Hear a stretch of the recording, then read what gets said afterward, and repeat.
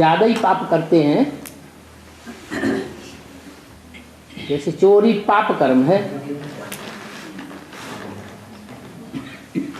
2-4 बार तो करेंगे तो छुप जाएगा, और बार बार करेंगे तो पकड़ा जाएगा या नहीं पकड़ा जाएगा?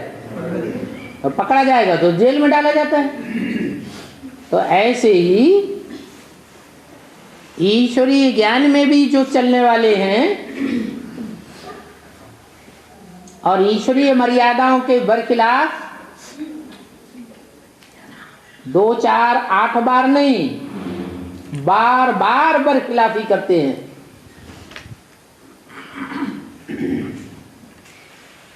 दुनिया में तो 1 गुना पाप चढ़ता है और यहाँ 100 गुना पाप चढ़ता है। तो आखिरीन माया पकड़ेगी कि नहीं पकड़ेगी? है? पकड़ेगी। जब पकड़ लेगी तो उल्टे उल्टे संकल्प चलने लग पड़ेंगे। क्या? ज्ञान के बरखिलाफ। जब उल्टे संकल्प चलेंगे, विपरीत संकल्प चलेंगे, तो जो चोर होते हैं, डकैत होते हैं, वो गवर्नमेंट की खिलाफत करते हैं या गवर्नमेंट के नियमों के अनुकूल होते हैं? खिलाफत करते हैं। उनको कहा जाता है बागी। क्या हो जाते हैं? बागी हो जाते हैं। कोशिश करते हैं जेल से भागने की। तो ऐसे यहां भी हैं, जन्म जन्मांतर के राजाएं हैं।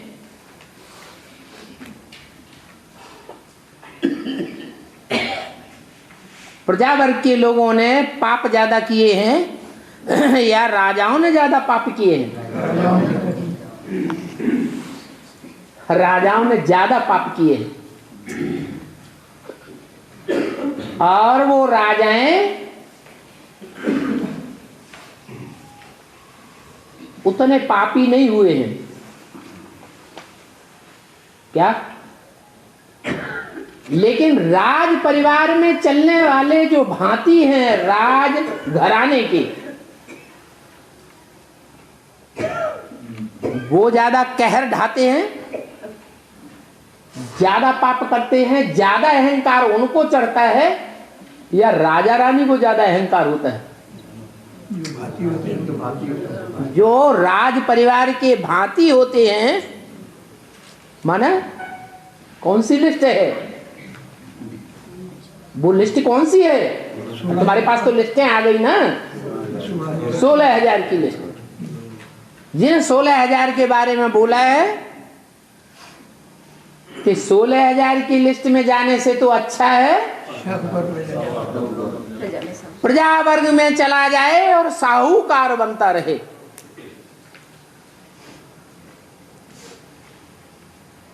वो ज्यादा अच्छे हैं। वो साहूकार बनने वाली आत्माएं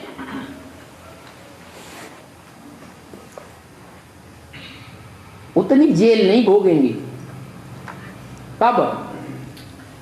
ये बेहद की जेल जो अभी पूछी संगम युग में होती है, ये ईश्वरीय जेल है।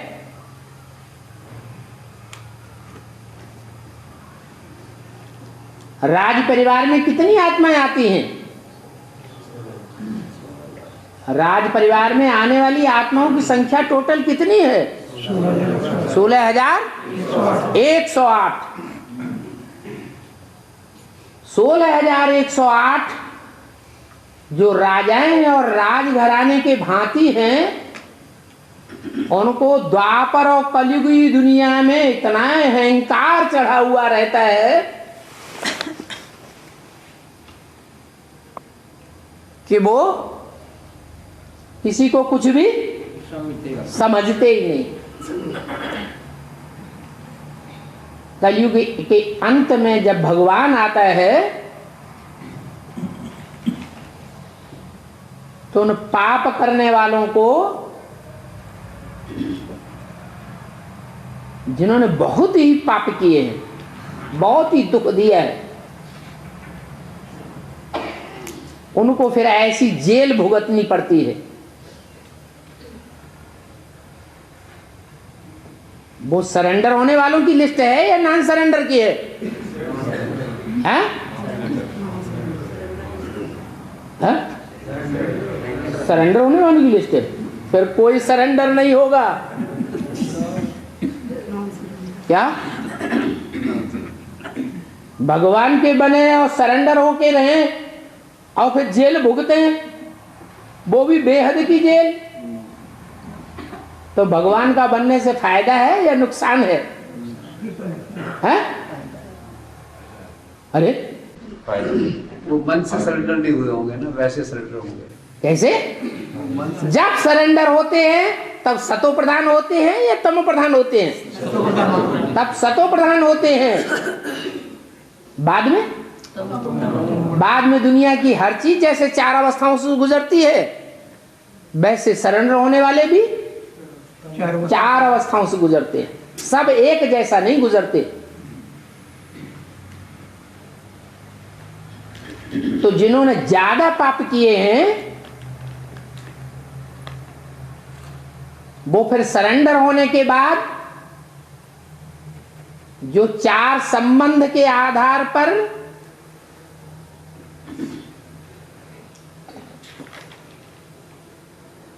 जो चार विशेष गुण हैं सरेंडर पने के, वो देखने में आने चाहिए। अपने अंदर भी देखने में आने चाहिए, दूसरे भी देखें कि उनमें वो चारों गुण समाये हुए हैं। कौन से चार गुण हैं? आज्ञाकारी, वफादार, फरमानबरदार, ईमानदार। ये चार मुख्य संबंधों के आधार पर चार गुण हैं सरेंडर होने वालों के।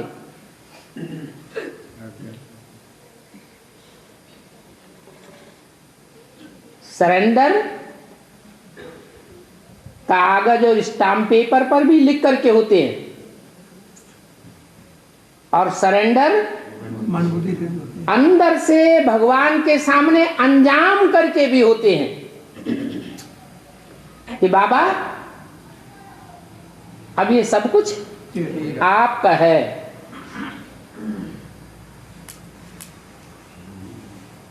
अब आप जैसे चलाएंगे वैसे हम चलेंगे। आपसे हम सर्व संबंध निभाएंगे, पूरा पोता मेल देंगे। अब उस लिस्ट में क्या सरेंडर होने वाली जो कागज पर लिख करके कन्याएं आती हैं वो ही हैं? कुमार अधर कुमार नहीं है, वो तो कागज पर नहीं लिख करके देते, लिख कर लिया भी नहीं जाता। लेकिन दिल के अंदर ये अंजाम करके बैठने वाले हैं या नहीं है? नहीं है, हैं? तो वो भी उस लिस्ट में आने वाले हैं जिनके लिए बोला कि सरेंडर होकर कौन बैठते हैं इसी धंधे के लिए जो राजाई लेते हैं भगवान बाप से।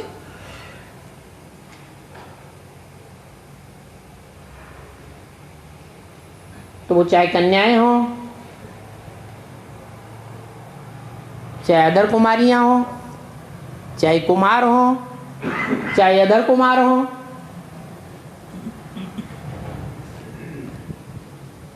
वो लिस्ट बहुत लंबी है।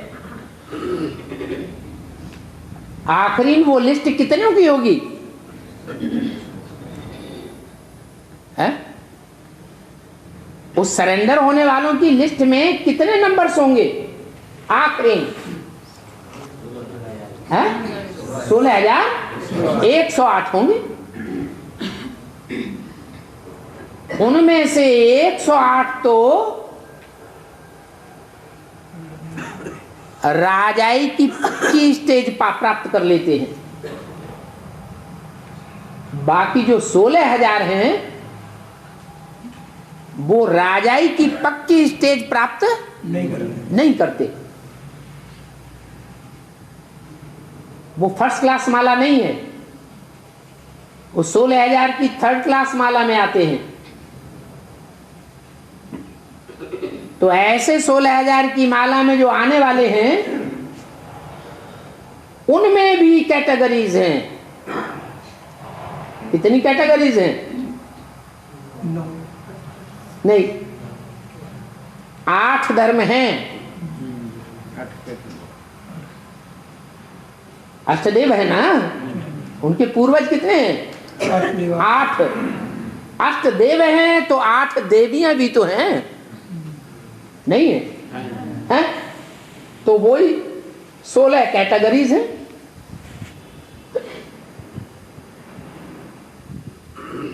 और वो सब ब्रह्मा के रूप में फर्स्ट क्लास पार्ट बजाने वाले भी हैं। आत्मा ब्रह्मा का पार्ट भी बजाती, पालना का पार्ट भी बजाती, और फिर विनाश का पार्ट भी बजाती।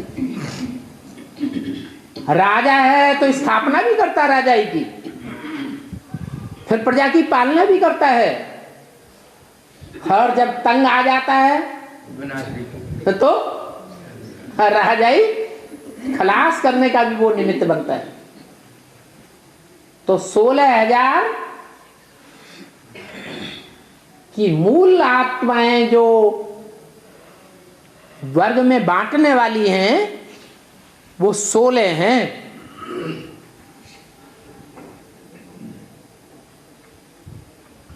और हर एक की 1000 भुजाएं भी हैं।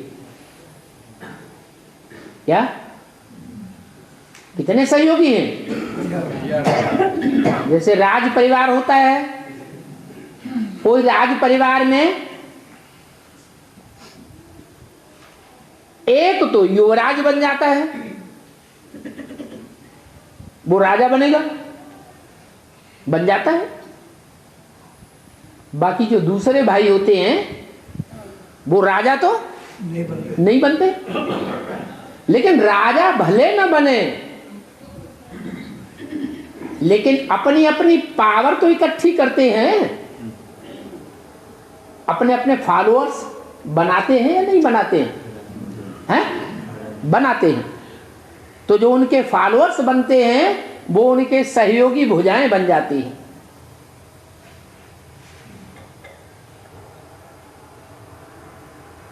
तो ये आत्माएं अभी तैयार हो रही हैं। अलग अलग कैटेगराइज के आधार पर उनकी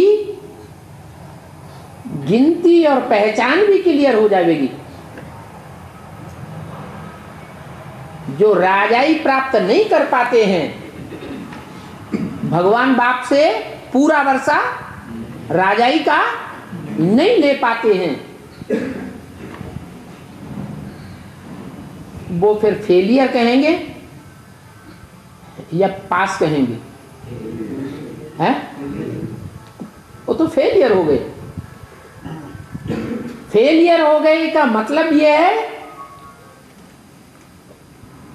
कि वो अपने को चेंज नहीं कर पाते हैं। जैसे कोई कोई चोर होते हैं, चोरी करने के संस्कार पक्के हो जाते। बाबा कहते हैं जेल बर्ड। क्या अर्थ है? बार बार जेल में जाएंगे।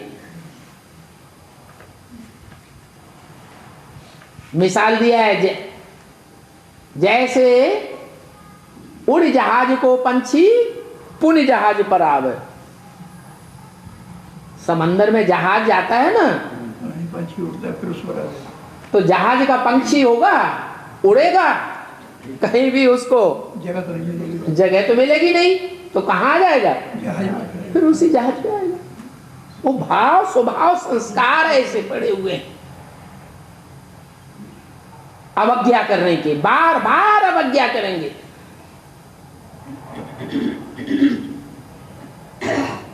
बार बार बेफका बनेंगे।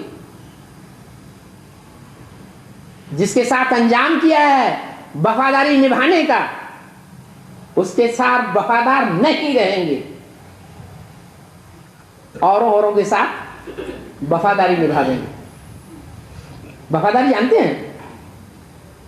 वफादारी का संबंध है, कौन से संबंध से है? कौन सा संबंध है जिसमें वफादारी आंकी जाती है? हा? अरे ऐसा कौन सा संबंध है जिसमें वफादारी खास आंकी जाती है? हैं? पति पत्नी पति पत्नी का संबंध। पति पत्नी का संबंध इतना गहरा संबंध है, इतना गुप्त संबंध है कि उस गुप्त संबंध की बातों को, कार्यों को, व्यवहार को दूसरों को नहीं बताना चाहिए। जो गोपनीय रखने वाली बात है वो क्या करना है? गुप्त ही रखना है। अगर दूसरों को बताते हैं तो वफादार हैं या बेवफा वैश्या साबित हो जाते हैं। लेकिन वो संस्कार पड़े हुए हैं, जन्म जन्मांतर के संस्कार पड़े हुए होने के कारण मजबूर हो जाते हैं। जिसके प्रति अर्पण में हुए उसके प्रति वफादारी नहीं निभावेंगे और आत्माओं के साथ निभाते रहेंगे। दिल की बात जगह जगह दिलावर बनाए हुए हैं, उन दिलावरों को बतावेंगे तो वो बेवफाई के संस्कार माया अच्छी तरह पकड़ लेती है और दिल में खाते रहते हैं। फिर संकल्प जो आवेंगे वो खिलाफत के संकल्प आवेंगे या अनुकूल संकल्प आवेंगे? खिलाफत के संकल्प आते हैं, विपरीत बुद्धि के संकल्प आते हैं। और विनाश काले विपरीत बुद्धि विनश्यते। राजाई घराने में आने वाले हैं, विनाश हो जाएगा क्या? नहीं, पद का विनाश। विनाश नहीं हो जाएगा, लेकिन उनके पद का विनाश हो जाता है। जो 8 और 108 की first class, second class stage में आना चाहिए, पास विद ऑनर आना चाहिए, चलो उसमें न सही फर्स्ट क्लास तो आ गई, नहीं आते हैं। बार बार प्रयास करने के बावजूद भी संग के रंग के कारण फिर नीचे गिरेंगे। तो ऐसी आत्माएं जेल बर्ड के रूप में अनुभव करती है, रहना नहीं चाहती उस अंडर द कंट्रोल में। क्या? उस जेल में रहना नहीं चाहती। क्या चाहती हैं? हमारे अधिकारी कोई दूसरे बने, हमारे ऊपर अधिकार करने वाले दूसरे बने। ये जेल के जो जेलर हैं, ये सुपरिंटेंडेंट हैं, ये जो क्या वार्डन है और जेल के सिपाही हैं, ये हमारी देख रेख करने वाले ना हो और दूसरे हो। माने बुद्धि बाहर की दुनिया में जाती रहती है, वहां से छुटकारा पाना चाहें तो भी पाए नहीं सकते। तो उनको कहेंगे बेहद की जेल।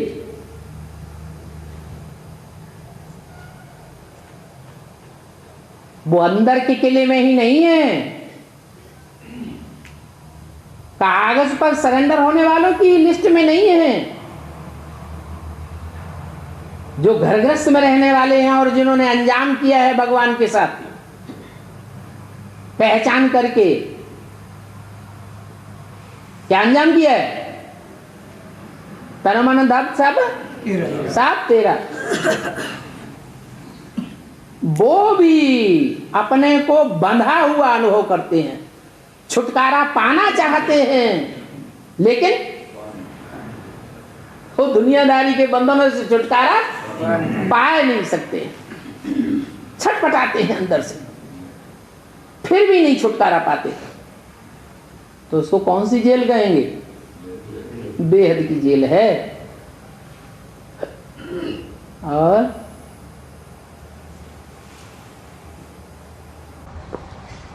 हमारे शास्त्रों में बताया कि मैं हर युग में आता हूँ, तो उसकी संगम युग में प्रत्यक्षता कैसे होगी? सतयुगी शूटिंग, त्रेतायुगी शूटिंग, द्वापर युगी शूटिंग, कलयुगी शूटिंग,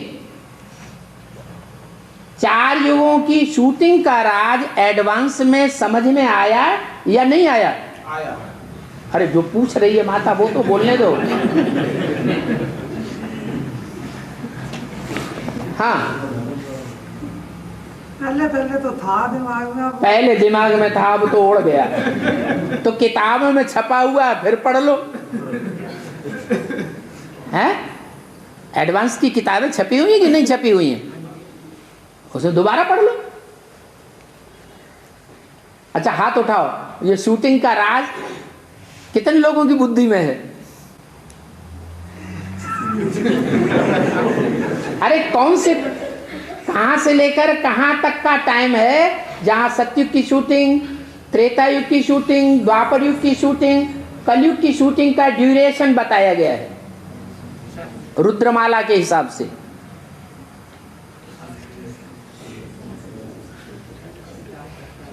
ब्राह्मणों की दुनिया में सतयुग की शूटिंग का भी राज बताया, त्रेतायुगी शूटिंग का भी राज बताया, कब से कब तक, कौन कौन उसमें निमित्त बनते हैं उस युग में क्षेत्र से ना। वो ये जिड़ी की बुद्धि में वो हाथ उठाएं, एक हाथ बस, 2 हाथ, 3 हाथ, हाँ? से शर्माते हैं जी। अरे टीचर्स का सबका डब्बा गोल, फिर ये क्या कोर्स देंगे? और कोर्स लेने वाले क्या फोर्स भरेंगे? हैं? टीचर्स में स्थूल हाथ नहीं उठाया। फिर पोस्टरों में कौन कौन छपाएंगे?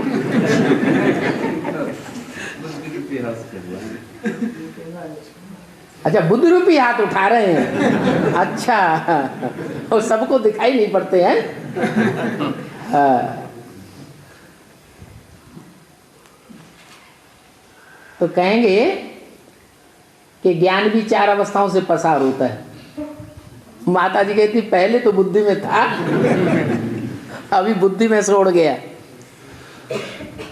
माने ज्ञान 4 अवस्थाओं से पसार होता है या नहीं होता है? है? होता है। पहले सतो प्रधान स्टेज थी, जब भट्टी की थी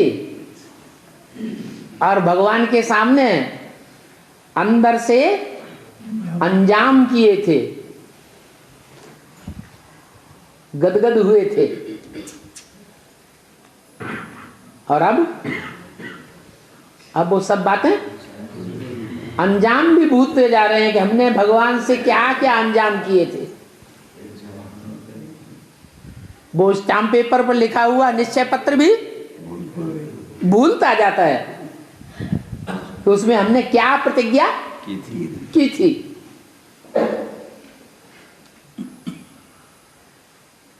चलो अब बताना तो पड़ेगा ही। हाँ, तो सतयुगी शूटिंग जनसंख्या के हिसाब से भी अगर देखी जाए तो कब से कब तक? 60 से लेकर 60 से लेकर 76 है, 60 तो 76 तक 16 साल हो गए। क्योंकि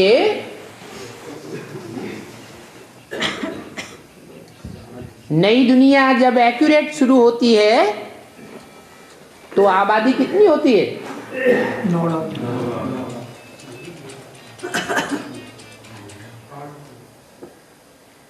4.5 लाख कहो या 9 लाख कहो, आत्माओं के हिसाब से कहो तो 4.5 लाख में 4.5 लाख और प्रवेश हैं, तो कितने हो गए?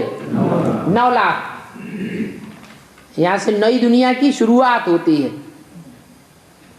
तो सिंध हैदराबाद की आबादी कितनी बताई गई? 9 लाख आबादी थी जब वहां सत्संग चल रहा था। सारे हैदराबाद में लहर फैल गई थी कि जो सत्संग में जाता है उसको साक्षात्कार होने लगते हैं। माने कितने लोगों को संदेश मिल गया? 9 लाख को संदेश मिल गया। फिर बाद में वो सत्संग चलते चलते विघटन की प्रक्रिया भी शुरू हुई। क्या? द्वैतवाद आ गया। आया कि नहीं? यज्ञ के आदमी आया। क्या द्वैतवाद आया है? 2 खंड हो गए, 2 भागों में बट गए। सिंध हैदराबाद के जिन लोगों ने संदेश किया था, श्रद्धा विश्वास पैदा किया था सत्संग के ऊपर, एक ओम मंडली, एक एंटी ओम मंडली। तो द्वैतवाद आ गया ना? आया कि नहीं? आ गया। तो जनसंख्या घटी या बढ़ी? है? कहेंगे न घटी और न बढ़ी।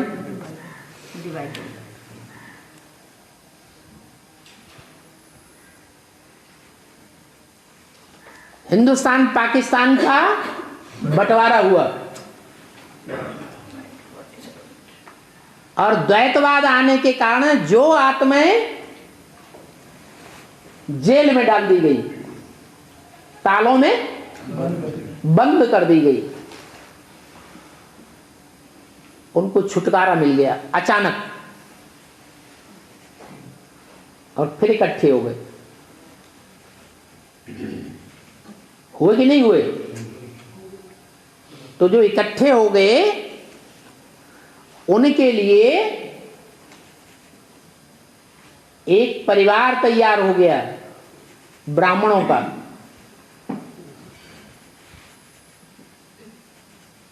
उस एक परिवार में ऐसे रहते थे जैसे वसुधैव कुटुंबकम।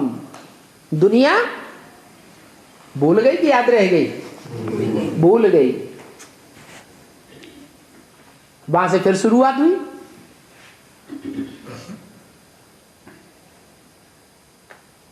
डुप्लीकेट स्वर्ग बन गया,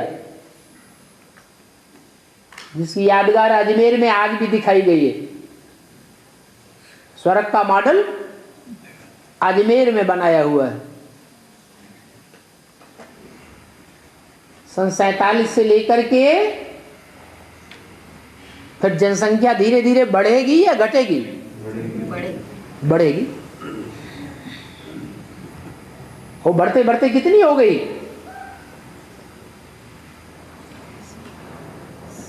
कितनी हो जाए? धीरे धीरे जनसंख्या बढ़ती है या तेजी से बढ़ती है? अब तो तेजी से बढ़ी, पर हम 47 के बाद से 60 तक की बात कर रहे हैं, जिस समय प्रचार प्रसार की कोई सामग्री नहीं थी। धीरे धीरे पहले पहले सन 51-52-53 में जमुना के कंठे पर एक ही आश्रम खुला था, कमला नगर सेंटर। और जमुना के किनारे जहां लोग स्नान करते हैं छोटे छोटे मंदिरों में, वहां दीदी दादियां आकर के रहती थी झोपड़ियों में और सेवा करती थी स्नान करने वालों की। कोई विश्वास नहीं करता था। तो उन 10-12 वर्षों में 47 से लेके 60 तक जनसंख्या धीमी गति से बढ़ी या तेजी से बढ़ी? धीमी गति से बढ़ी। कहेंगे कि 4.5 लाख जो श्रद्धा विश्वास रखने वाली आत्माएं थी प्रजावर्ग की, वो संख्या बढ़ते बढ़ते 60 तक 9 लाख हो गई। इससे ज्यादा तो मानने वाले हुए ही नहीं, और पुरुषार्थ करने वाले तो बहुत ही थोड़े। फिर जब चित्र बन गए 4, 2 चित्र, 3 चित्र, कौन कौन से? त्रिमूर्ति, गोला और झाड़। वो चित्र छपा दिए गए बड़े बड़े फोल्डर्स में, लाखों की तादाद में छपाए गए और वितरित किए गए। तो एक साधन मिल गया संदेश देने का। तो उस समय से जनसंख्या बढ़ने लगी। बढ़ते बढ़ते 60 से लेकर के 68 तक, जब तक मम्मा बाबा जीवित रहे, तो उनके जीवित रहते रहते कौन से युग की शूटिंग कहेंगे? हैं? सतयुग और त्रेता की शूटिंग कहेंगे। उस समय गिरती कला की शूटिंग नहीं कहेंगे। मम्मा बाबा के शरीर छोड़ने के बाद फिर द्वैतवाद शुरू हो गया। द्वैतवाद की निशानी क्या है? धर्म सत्ता, राज सत्ता अलग अलग हाथों में आ गई। ब्राह्मणों की दुनिया में ही ऐसे ही हुआ। पहले सारा यज्ञ का कंट्रोल माउंट आबू से होता था। मम्मा बाबा की शरीर छोड़ने के बाद जोनल इंचार्जेस बनाए गए और उनके हाथों में ओन जॉन्स की कंट्रोलिंग पावर सौंप दी गई। तो धर्म सत्ता, राज सत्ता अलग अलग हाथों में बट गई। पहले देश में ही था जनसंख्या का अंबार। फिर मम्मा बाबा की शरीर छोड़ने के बाद फिर विदेश में फाउंडेशन पड़ा। पहला गढ़ कौन सा बना? ज्ञान का लेन देन शुरू हुआ लंदन से। यूरोपीय देश पहला सेंटर खुला, और विदेशों में जब प्रचार प्रसार हुआ तो जनसंख्या तेजी से बढ़ने लगी। 69 से लेकर के और 72 तक, जैसे द्वापर युग की शूटिंग होती रही। और 73 के बाद बड़े बड़े मेले लगना शुरू हो गए। मेलों में ढेर की ढेर मैली गंध खाने वाली आत्माएं ज्यादा इकट्ठी होने लगी। चलो ब्रह्मा कुमारियों का मेला हो रहा है। ज्ञान समझने कम आते थे, आंख लड़ाने वाले ज्यादा आने लगे। बहती गंगा में हम भी अपने पांव हाथ धो लें। तो जब ऐसी आत्माओं की संख्या बढ़ने लगी तो कलयुग की शूटिंग शुरू हो गई।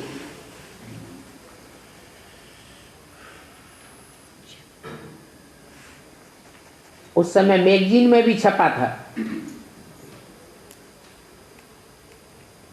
जो ज्ञानामृत मैगजीन थी उसमें ये छप गया। क्या? हाँ। तो मेले वाला खड़े होने के बाद तो ज्यादा बढ़ेंगे कि कम बढ़ेंगे? ज्यादा संख्या का संदेश मिलने लगा। 76 तक होते होते 2 करोड़ मनुष्य आत्माओं को संदेश मिला, और वो 2 करोड़ आत्माएं जैसे कि सत्य की शूटिंग की भांति बन गई। सत्य के अंत में आबादी कितनी होती है? 2 करोड़ आबादी होती है। उसमें प्रजा वर्ग भी है और राज परिवार की आत्माएं भी। उस 2 करोड़ में एडवांस वाली है या नहीं है?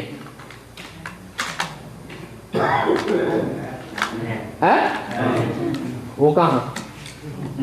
आप में से कोई था? कोई सन 76 से पहले आप में कोई था? हाथ उठाओ। दोबारा जन्म लेके आए। हाँ, सब नहीं हाथ उठा रहे हैं, ये स्मृति नहीं आ रही है। माना सिंध हैदराबाद में तो थे कि नहीं थे? वहां तो थे। तो 2 करोड़ मनुष्य आत्माओं को सन 76 तक संदेश मिल जाता है। सत्य की शूटिंग पूरी हुई, देवता वर्ण की शूटिंग पूरी हुई, और उसके बाद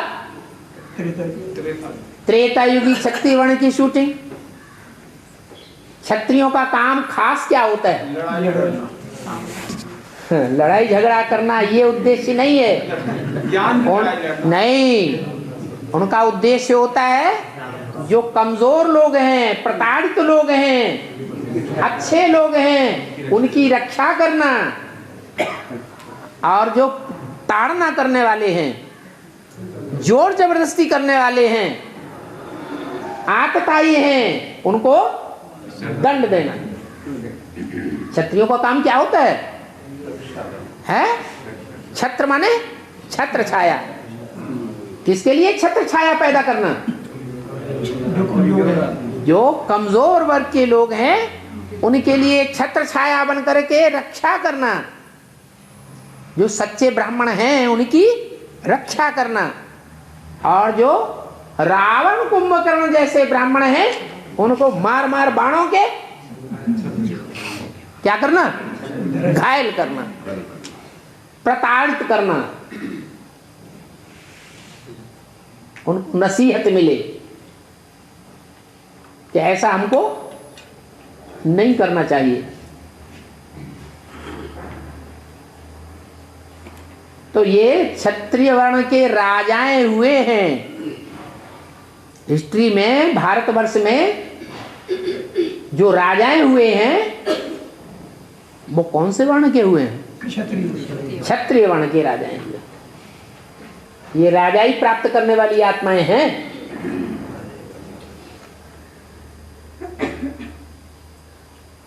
तो कौन से सन की बात हुई? त्रेता युगी शूटिंग माने क्षत्रिय वर्ण की शूटिंग, शुरुआत। राजाई विख्यात होने लगती है। सतयुग में तो 8 ही राजाएं होते हैं। कितने होते हैं? 8 ही। तो वहां 8 को राजाई देने के लिए सिर्फ थोड़ा ही आता है भगवान है? 8 को देने आता है? नहीं, 108 टोटल आत्माएं हैं। तो त्रेता में ढेर के ढेर राजाएं होते हैं। वो ढेर के ढेर राजाओं की शूटिंग सन 76 से शुरू होती है। 76 से लेकर 88-89 कितने वर्ष हुए? 12 साल।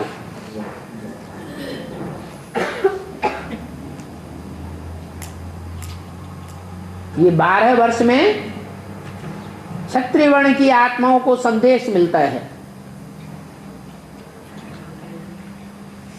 माने कितनों को संदेश मिलता है दुनिया में? 9-10 करोड़। बेसिक और एडवांस दोनों मिला के 10 करोड़ आत्माओं को संदेश मिल जाता है।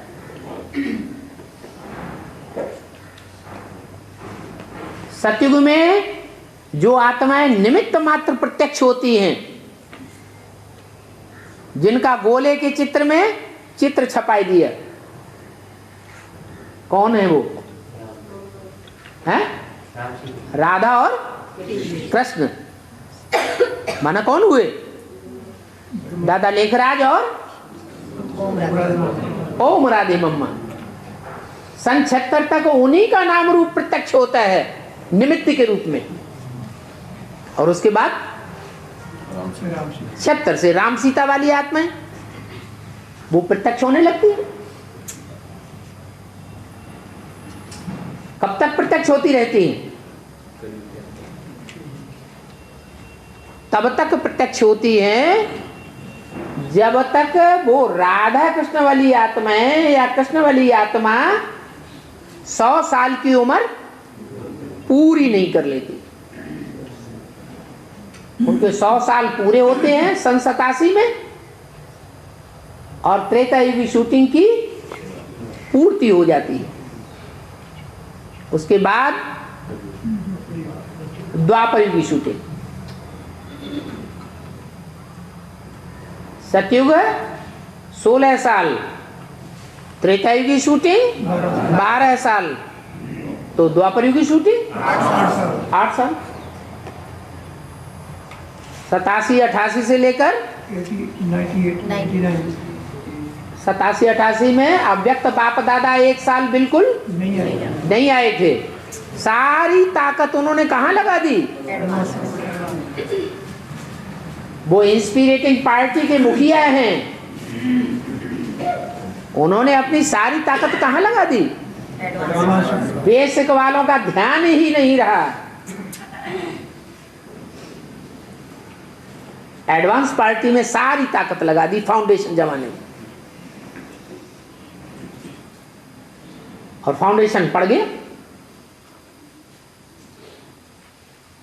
कहां से प्रत्यक्षता हुई?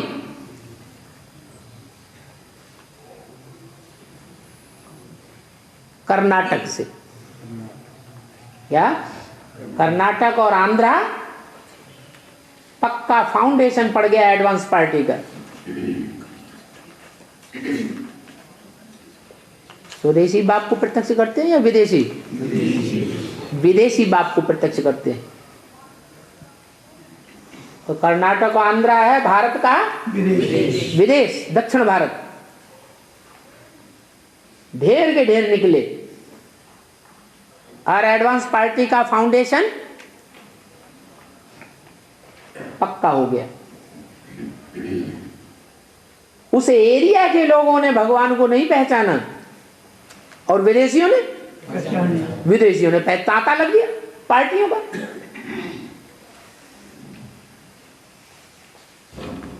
तो ये प्रक्रिया 1 वर्ष और ऐड किया जाता है, रुंग वर्ष 88, 89 रुंग वर्ष ऐड हुआ,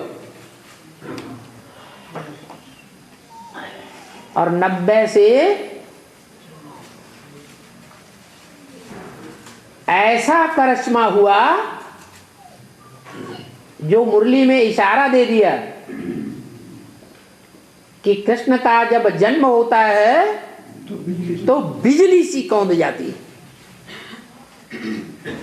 ऐसे ही हुआ ब्राह्मणों की दुनिया में। बेसिक ब्राह्मणों की दुनिया जिसकी तादाद बहुत ज्यादा थी, जो बिल्कुल अचेत पड़े हुए थे, ऐसी रोशनी हुई कि उनकी आंख खुल गई। क्या? जो 100 वर्ष प्राप्ति को हुई ब्रह्मा की आत्मा, ब्रह्मा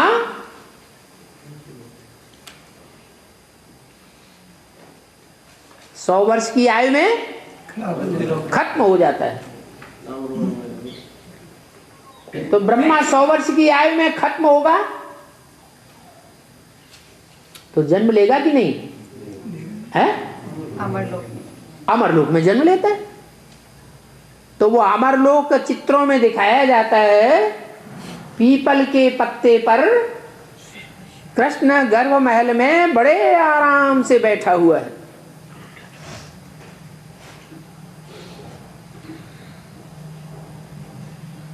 पीपल का पत्ता है, बड़ी हल्की नवैया। क्या वो ज्ञान की लहरें ही उस नवैया को आगे बढ़ाएंगी? या कोई और अथॉरिटी है जो आगे बढ़ा सकती है? उस नवैया को पार लगाने वाला कौन है? ज्ञान है। खिवैया, बाप। बाप क्या है? ज्ञान ही तो बाप है, सच्चाई ही तो बाप है। तो सागर में जो ज्ञान की लहरें हैं, ऊंची ऊंची, नीची नीची, वो उस नवैया को आगे बढ़ाती हैं, उमंग उत्साह लाती हैं और निश्चय पक्का होता है। दक्षिण भारत की विदेशी आत्माएं निकलती हैं और निश्चय को और पक्का कर देती हैं। किसका निश्चय? नहीं, हाँ, पीपल के पत्ते का निश्चय, जो घड़ी घड़ी हिलता डुलता है माया के हिलकोरों से। वो निश्चय जैसे जैसे पक्का होता जाता है, वैसे वैसे द्वापर युगी शूटिंग में ब्राह्मणों की जो एडवांस जनसंख्या है वो तेजी से बढ़ने लगी है। और 8 वर्ष पूरे होते होते द्वापर युग की शूटिंग पूरी हो जाती है। जो महाभारत में लिखा है कि द्वापर के अंत में भगवान ने प्रत्यक्ष होकर के महाभारत युद्ध कराया। तो एडवांस ब्राह्मणों की दुनिया में भी जो शांति से यज्ञ चलता चला आ रहा था सन 76 से, क्या शांति थी? शांति थी। वो द्वापर युग की शूटिंग से क्या हुआ? अचानक मायावी आक्रमण हुआ मायावियों का, और युद्ध की स्टेज शुरू हो गई। कलह क्लेश की दुनिया बन गई। द्वापर युगी शूटिंग के अंत में भगवान प्रत्यक्ष हो गया। किस रूप में है? कृष्ण के रूप में। त्रेता युगी शूटिंग के अंत में किस रूप में प्रत्यक्ष हुआ? राम के रूप में। और सती की शूटिंग के अंत में किस रूप में प्रत्यक्ष हुआ? शिव शंकर भोलेनाथ के रूप में। है? नहीं, उस समय तो भगवान सब जानते थे बिंदी है। शिव को नाम क्या दिया है? मेरा नाम क्या है असली? शिव है। मेरा असली नाम शिव है, वो कभी नहीं बदलता। तो सती की शूटिंग में सन 76 तक भगवान को क्या समझते थे? निराकार समझते थे कि साकार? निराकार समझते थे। भला अर्थ नहीं समझते थे कि निराकार माने निराकारी स्टेज वाला। यज्ञ के आदि में भी था और अंत में भी, सन 76 में भी उस स्टेज वाला प्रत्यक्ष होता है। ऐसे नहीं होता है। फिर त्रेता के अंत में राम, और 98 के बाद रुंग वर्ष और ऐड कर दें तो 98-99 के बाद जो रुंग वर्ष ऐड होता है, उसके बाद कलयुगी शूटिंग के कितने वर्ष? 4। क्यों ये अंतर? क्यों 16 वर्ष, 12 वर्ष, 8 वर्ष, 4 वर्ष? जल्दी जल्दी चल रहा है, क्रम तेजी से चल रहा है। अरे जनसंख्या बढ़ रही है कि घट रही है? बढ़ रही है। तो लंबा टाइम चाहिए, छोटा टाइम चाहिए?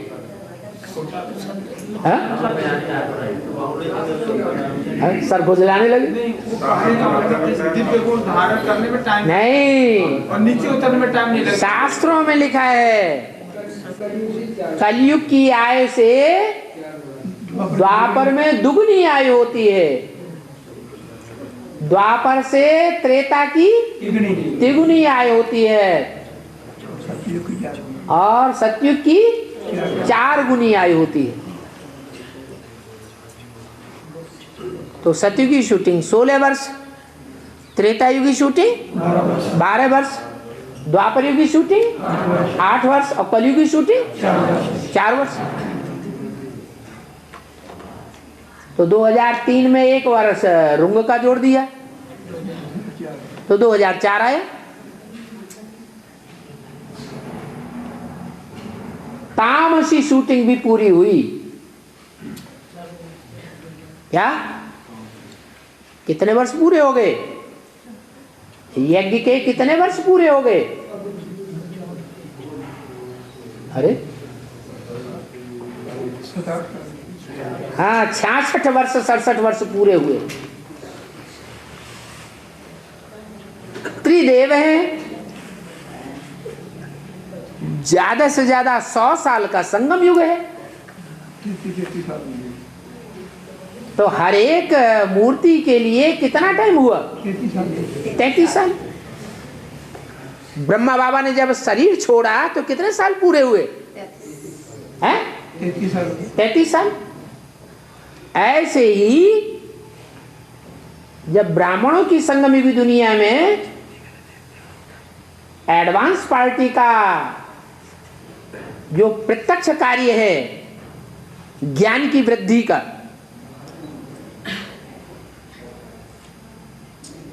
ज्ञान की वृद्धि पूरी होगी तभी तो फाउंडेशन लगेगा नई दुनिया का, कि पहले लग जाएगा। वृद्धि होती है तो शुरुआत होती है, पूरी पकती है तो ऊपर दिखाई पड़ती है। ऐसे ही 2004 और 5 में अव्यक्तवाणी में वो नई दुनिया के फाउंडेशन की बात प्रत्यक्ष कर दी गई। तुम बच्चों को नई दुनिया का क्या मिला है? सौगात मिल गई। अब ये ज्ञान से देखने की बात है। नई दुनिया का फाउंडेशन कहीं ना कहीं पड़ गया।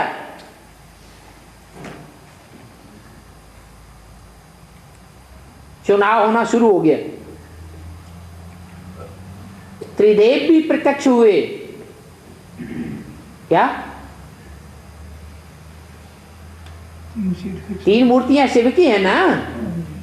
तो 2004 पूरे होते होते तीनों देवताएं प्रत्यक्ष हुए या नहीं हुए? हो गए।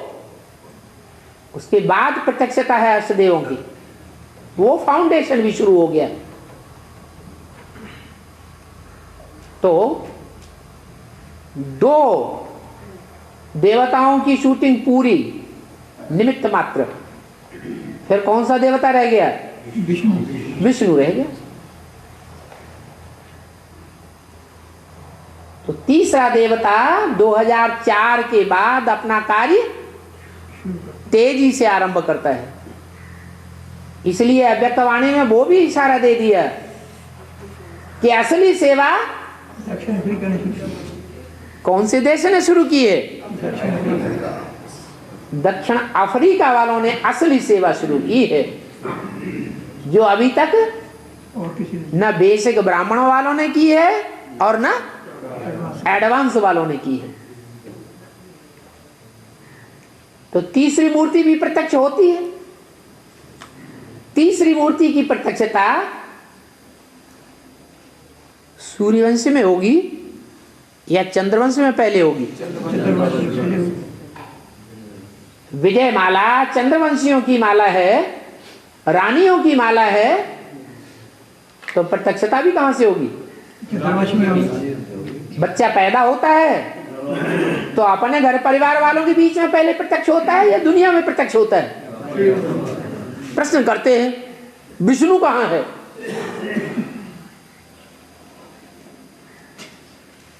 शंकर है। दूसरी मूर्ति का पार्ट पूरा हुआ तो तीसरी मूर्ति तो है ही नहीं। अभी भी प्रश्न करते हैं कि नहीं करते हैं?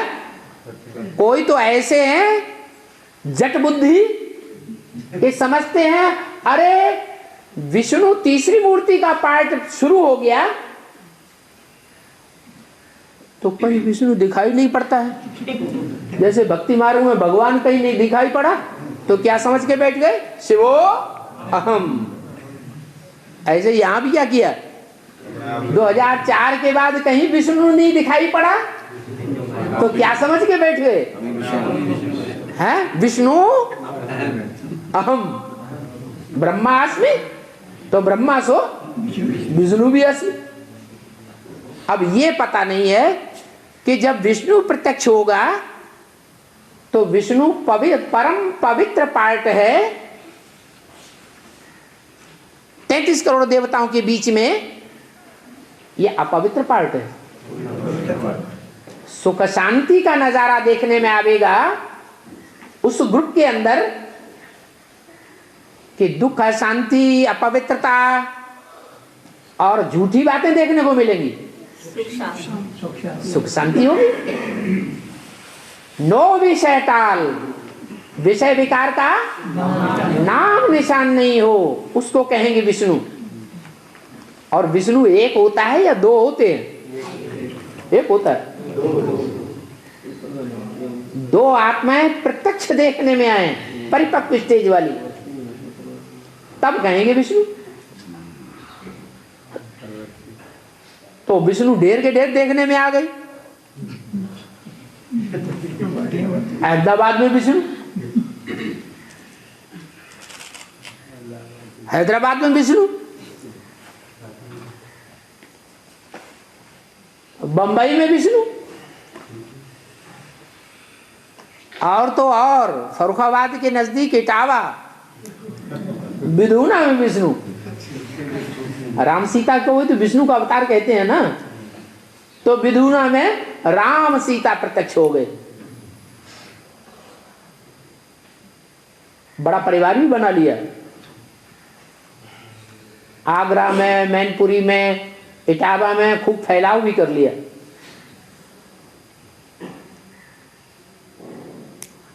और जब बात उठी कि विष्णु एक तो नहीं होता, कितने होते हैं, कम से कम दो होते हैं, तो दक्षिण भारत में एक और विष्णु निकला,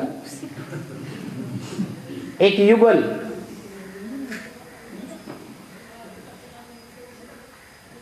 वो विष्णु बन गए।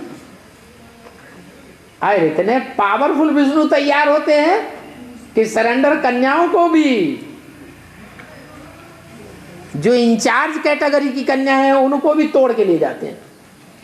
बाबा कोई ऊपर से आत्मा का प्रवेश करती हूँ अंदर।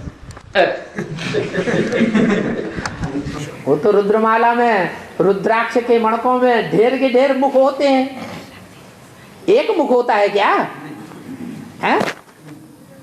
एक तो नहीं होता, एक मुख वाला तो मिलता ही नहीं। तो रुद्राक्ष के मणकों में अनेक अनेक आत्माएं प्रवेश करती हैं, उनमें कोई पावरफुल भी तो होगी। तो पावरफुल आत्माएं प्रवेश करती हैं तो वो ढेर के ढेर फॉलोअर्स भी बना लेती। तो विष्णु ढेर बन गए। ये प्रत्यक्षता की निशानी है। बाबा इस तरह से तो 8-9 विष्णु बनेंगे, 8-9 विष्णु बनेंगे जो अपना धीरे धीरे ग्रुप बना रहे हैं। तो हम उसी करना। बात यह है कि असली प्रत्यक्षता तो विष्णु की है ना, ब्रह्मा सो विष्णु। तो ढेर की ढेर विष्णु पार्टियां बन गई, क्योंकि शंकर का काम, दूसरी पार्टी का काम पूरा हुआ और तीसरी मूर्ति प्रत्यक्ष होनी चाहिए कि नहीं।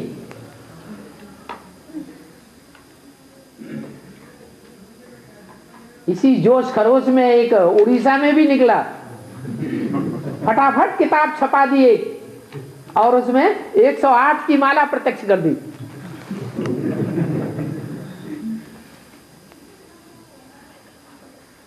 जितने भी विष्णु निकले वो सब एडवांस कोर्स किए हुए है। एडवांस वाली आत्माएं होनी चाहिए या बेसिक पढ़ाई वाली होनी चाहिए? ज्यादा पढ़े लिखे होने चाहिए ना।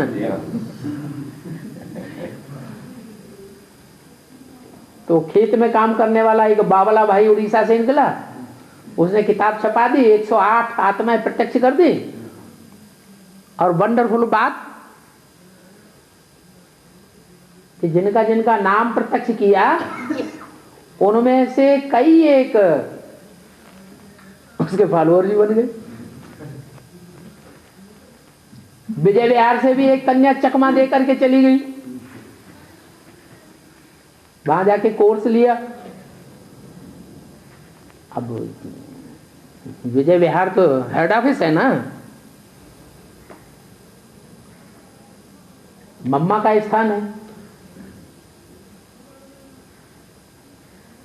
एडवांस ब्राह्मणों की दुनिया में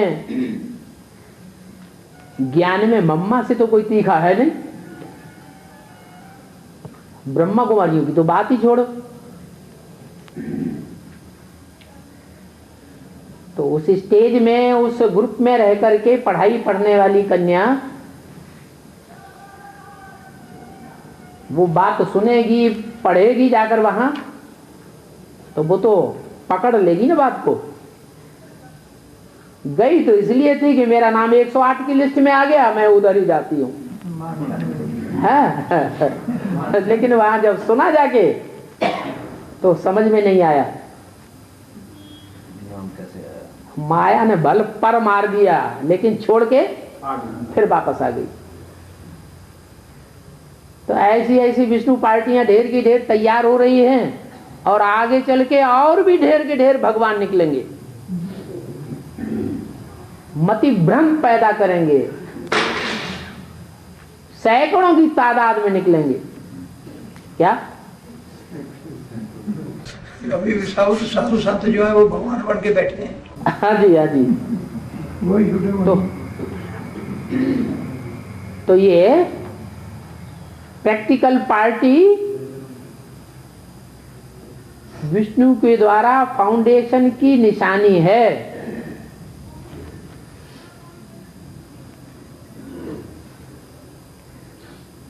विष्णु का भी कोई बीज होगा या नहीं होगा? विष्णु वैष्णव देवी पवित्र है, विष्णु देवता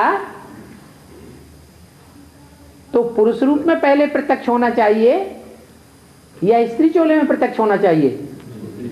है? क्यों? विष्णु के रूप में तो पुरुष को दिखाया जाता है ज्यादातर, वैष्णव देवी तो गौण हो जाती है। पवित्रता का प्रतीक है। हाँ, पुरुष तो जितने भी हैं वो सब दुर्योधन दुशासन बताए दिए, किसी को भी नहीं छोड़ा। छोड़ दिया किसी को? क्या किसी को नहीं छोड़ा। ब्रह्मा हो चाहे शंकर हो, इस लिस्ट में डाल दिए सब दुर्योधन दुशासन।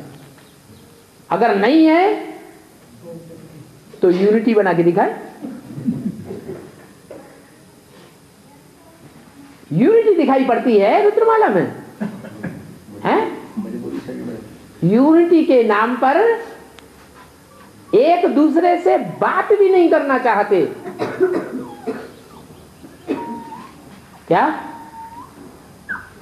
अव्यक्तवाणी में क्या बोला? रुद्रमाला के मणके मजबूरी से मिले हुए हैं,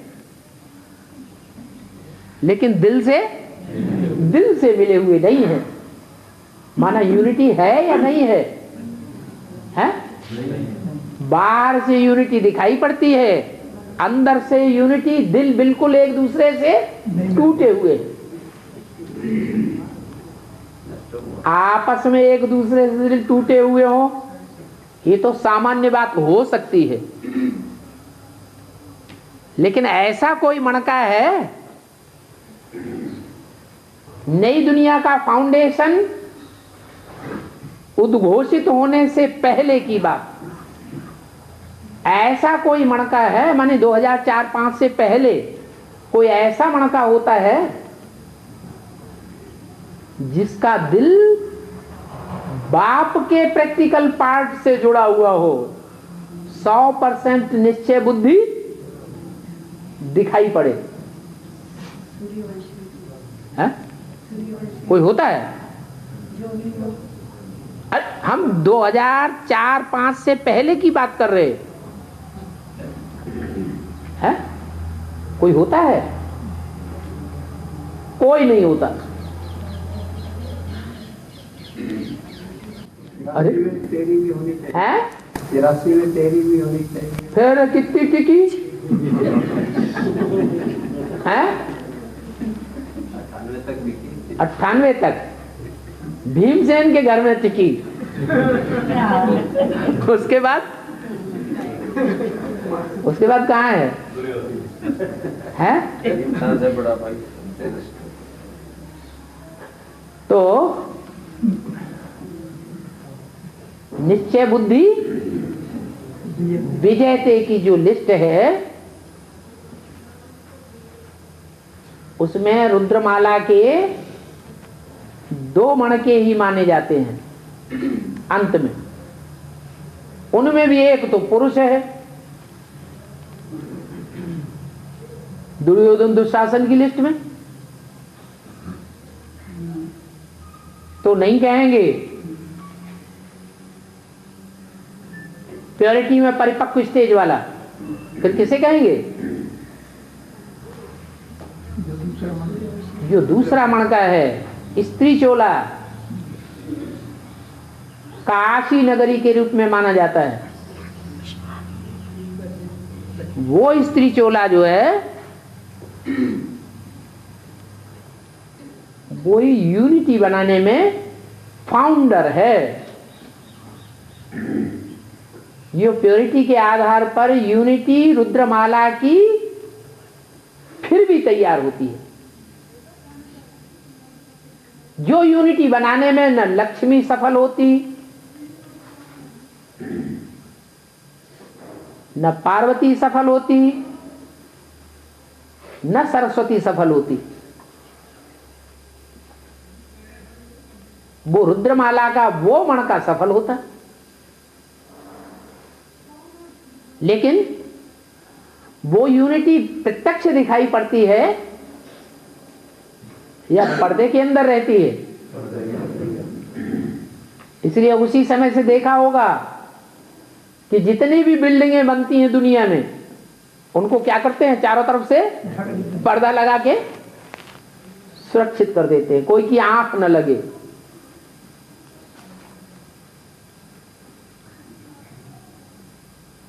फाउंडेशन जमीन के अंदर खोद के डाला जाता है, बाहर से दिखाई नहीं पड़ता।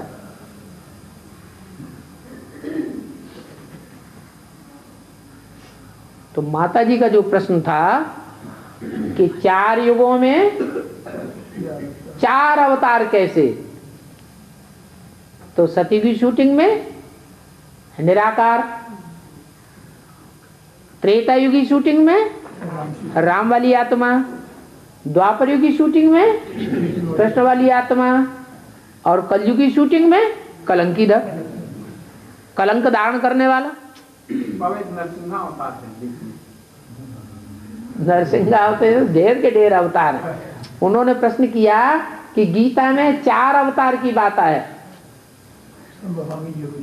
संभवामि युगे युगे, तो 4 कौन से हैं? वो शूटिंग के हिसाब से 4 ये हैं जो प्रत्यक्ष हुए। कलंकीधर अवतार, अरे कलंक प्रत्यक्ष होने चाहिए कि नहीं? अखबारों में, रेडियो में, टीवी में भी प्रत्यक्ष होने चाहिए। प्रत्यक्ष हुए। ओम शांति।